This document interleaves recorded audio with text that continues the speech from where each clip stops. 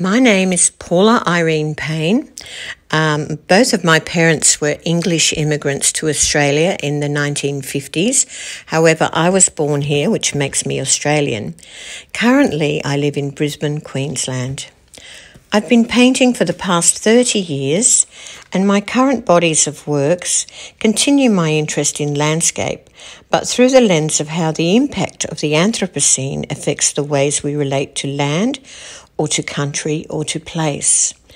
But my series of paintings also belie my interest in the processes and materiality of paint. Throughout my life, I have been influenced by my father's engineering work and inventions. His influences included my constant exposure to technical drawings rendered by hand. I studied technical drawing with my dad. These elements of fine-line graphic renderings are integrated into many of my landscape works. I feel that this linear component of the work is a reflection on both historical ways of capturing the landscape and a form of contemporary mapping that reflects the anxious world that humans inhabit. The line renderings extend to cartography, including lines of latitude and longitude, and refer to ways that humans have named and claimed the globe through physical explorations and world travel. My own personal interest in cartography emerged in my youth during 2 trips by sea from England with my mother in my early childhood, and again in my teenage years. I realised that from these experiences I learnt about global maps, lines of latitude, longitude, the equator, Tropic of Capricorn, Cancer, and expressive ways of viewing the world by defining the land, the sea, and the sky.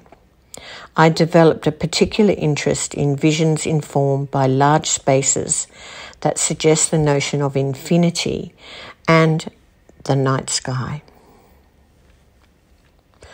My biggest influences are Sidney Nolan, a very famous Australian painter, Peter Doig, a Scottish painter, Mama Anderson, a Swedish painter, Per Kirkeby, a Danish painter, Ross Bleckner, American painter, Wanda Coop, Julie Maherto, both American painters.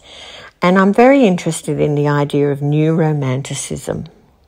There are many more, of course.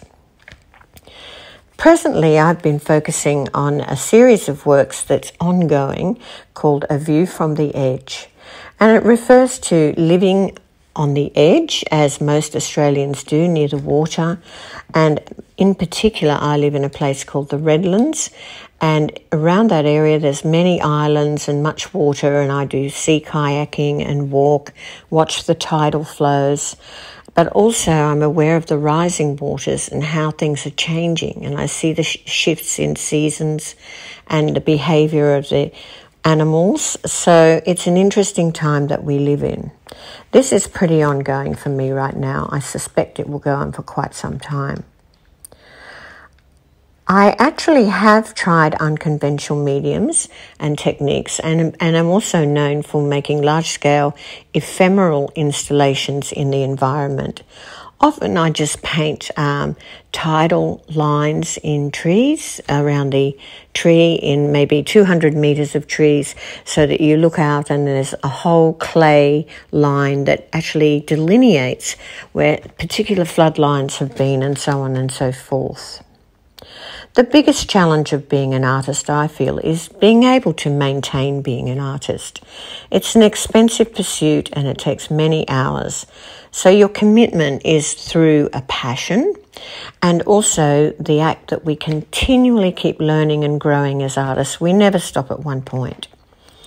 I'd give my younger self advice not to change too much. I did have the good fortune of being employed in an art school after I finished my honours degree. So I have done work with painting, drawing and art history and exhibitions management for the last 20 years, on and off in different capacities. So I've been very fortunate.